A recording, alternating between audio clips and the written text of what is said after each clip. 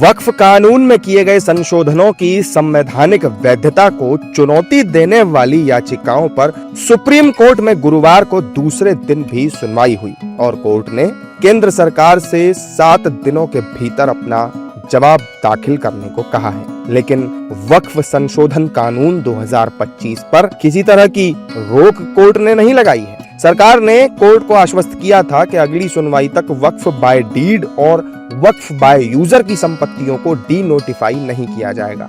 इसके साथ ही सरकार ने सुनवाई होने तक वक्फ बोर्ड और वक्फ परिषद में किसी भी गैर मुस्लिम की नियुक्ति नहीं करने का भी भरोसा दिया है। मामले की अगली सुनवाई अब 5 मई को होगी। मुस्लिम नेता और धर्मगुरु आज की सुनवाई से संतुष्ट नजर आए। हालांकि उन्होंने फिर दोहराया कि वक्फ के मामले में किसी को भी दखल देने का अधिकार नहीं है।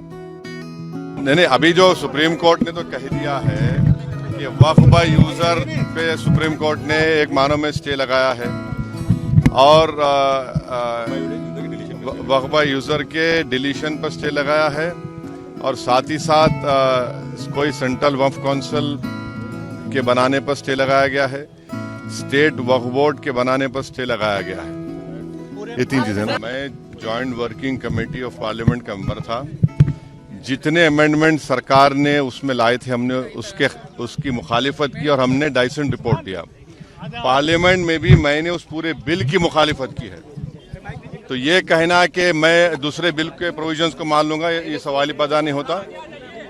हम पूरे उस बिल को उस एक्ट को अनकॉन्स्टिट्यूशनल मानते हैं और ये आर्टिकल 25, आर्टिकल 26, 14 और 15 और 29 का ग्रेव वायलेशन है। ये हम पहले से ही बोल दिया है और आज फिर आपके सामने रिटेट कर रहा हूँ। ना किया जाए और 5 मई को नेक्स्ट हियरिंग होगी और उससे पहले सबको स्टेट और सेंट्रल गवर्नमेंट और जो पिटिशनर्स हैं उनको अपना जवाब दाखिल करना है।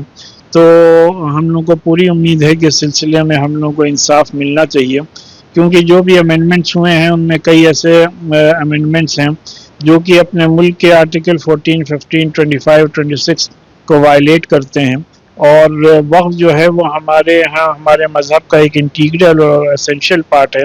तो लिहाजा उसको मैनेज करने की पूरी आज़ादी जो हमें आर्टिकल 26 ने दी है वो मुसलमानों के पास भी बरकरार रहनी चाहिए। As far as the Waqf Amendment Act 2025 is concerned, the second day hearing took place in the Supreme Court, and the most important point which the Supreme Court has said today is that the Waqf properties which come under the Waqf by user provision and are registered must not be denotified, and no new appointment should be made in state Waqf boards or central Waqf council.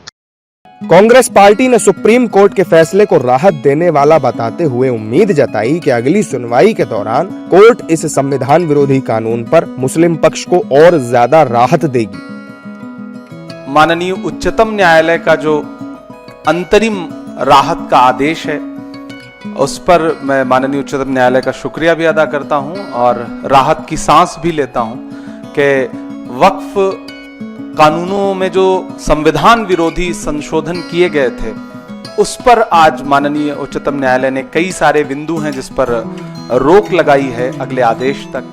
तो JPC में जो सुझाव विपक्ष के तमाम सांसदों ने दिए थे जिसे नकार दिया गया था, संसद में बहस के दौरान लोकसभा और राज्यसभा में जो सुझाव विपक्ष के सांसदों ने अपने डिबेट के दौरान रखे थे जिनको नकार दिया गया था, सरकार ने बिल्कुल नहीं सुना था, उन तमाम पहलुओं को लेकर के कई सारे याचिकाकर्ता जो माननीय उच्चतम न्यायालय की चौखट तक गए। तो आज माननीय उच्चतम न्यायालय ने जो फैसला दिया है हम उस अंतरिम राहत के लिए उनका शुक्रिया अदा करते हैं और हमें पूरा विश्वास है कि आने वाली अगली सुनवाई में हमें और राहत मिलेगी। और आज जो स्टे एक तरह से इंटरिम रिलीफ दिया है 5 मई तक, 5 मई को सुनवाई होगी, तब तक किसी तरीके से कोई बदलाव वक्त में नहीं होगा, न उसके प्रॉपर्टी में होगा, न उसके डीड में होगा, न किसी तरीके से कोई बोर्ड में नियुक्ति होगी। तो इस तरह से कहा जा सकता है कि एक इंटरिम रिलीफ हमें मिली। वहीं बीजेपी नेताओं का कहना है कि सुप्रीम कोर्ट ने वक्फ कानून पर कोई पाबंदी नहीं लगाई है। बीजेपी आज के फैसले को मुस्लिम समुदाय के पिछड़े लोगों की जीत बता रही है।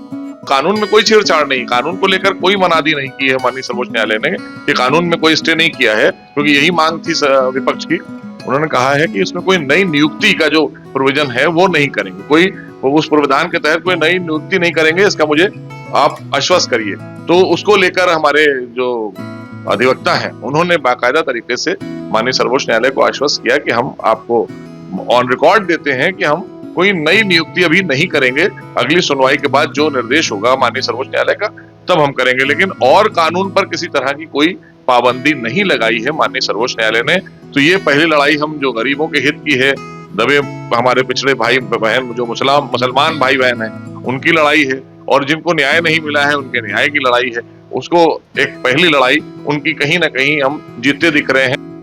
जाहिर है कि वक्फ कानून लागू होने के बाद से ही इसके विरोध में आवाज उठाई जा रही है और बड़ी संख्या में याचिकाकर्ताओं ने इसको चुनौती देते हुए सुप्रीम कोर्ट में अपील की है। हालांकि 2 दिनों की सुनवाई के दौरान सुप्रीम कोर्ट ने जो भी बातें कही हैं, उनसे दोनों ही पक्ष संतुष्ट दिखाई दे रहे हैं और आज के फैसले को अपनी अपनी जीत बता रहे हैं।